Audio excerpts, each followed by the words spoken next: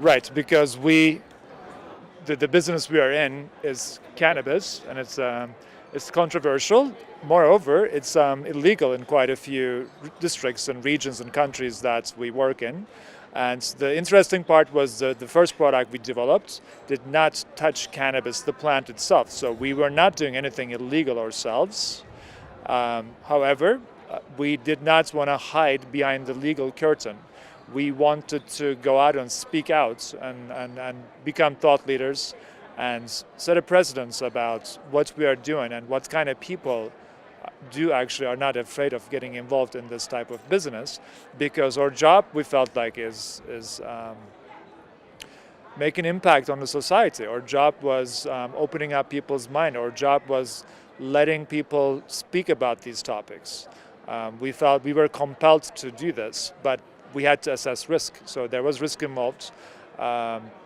We had a really interesting story. We thought my colleague, my ex-partner at Firefly, was an accomplished Apple designer who worked with Steve Jobs. He could have done anything else. He could have gone to any other company to work at, but he chose to do this because he believed in it. We all believed in it, and then we assessed the risk about, what does it mean if we speak out.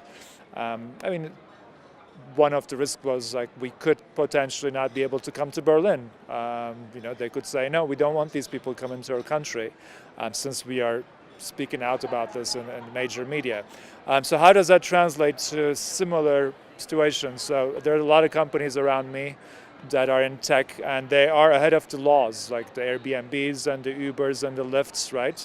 And I think the advice here is to focus on what is the benefit that we are creating.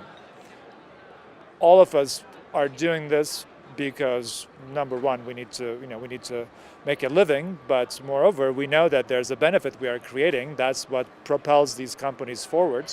And focusing on the benefits makes it much easier to be able to speak about it and to overcome the risks that you foresee. Assess the risk, but understand the benefits, I think, and I guess find inspiration in what makes it interesting for you.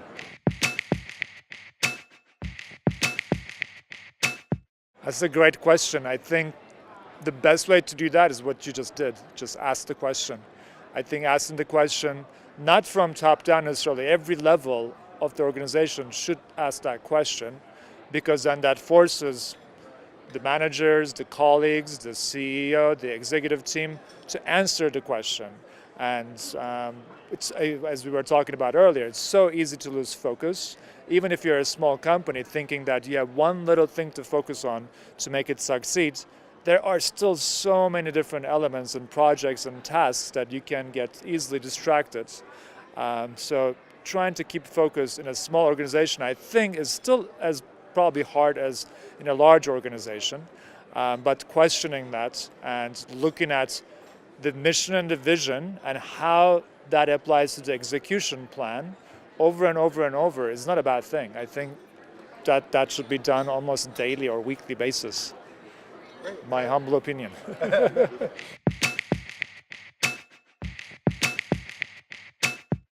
I think there's a very interesting angle there. The challenge we see is the large organizations, the old school organizations, they have hard time supporting or encouraging small projects taking off and becoming their own business divisions, just because they have their own ways of doing things and they've been successful. And some of these initiatives usually end up costing money and not bring in the benefits, right? So there's a little bit risk, but I think the communications people could open the executive leadership's minds and eyes about what they're missing. I guess the example we can give here is Google. Google is a very large organization, yet they let almost everyone who's got a good idea run with it for a while. That is the culture they established there, and they have tremendous amount of amazing products coming out of Google just because people see the needs and they start doing that. So me coming from the startup world, I can tell you that startups are not easy. They cost a lot of money, cost a lot of stress. So at a certain age, people are not going to just be willing to risk like all their savings and start up something, even if the idea is great, because from the idea to execution, there's tremendous amount of challenges, and not everybody is able to make businesses work. You know, some engineers are brilliant, designers are brilliant, but they might not be able to run a business. However, if they have those ideas, a larger organization can support it, they can finance it, they can give the resources for those things to succeed, and the people with these ideas will be much more compelled to pursue their ideas, even if they fail. So I think one thing that we always talk about is failure is okay. That's the Silicon Valley mentality.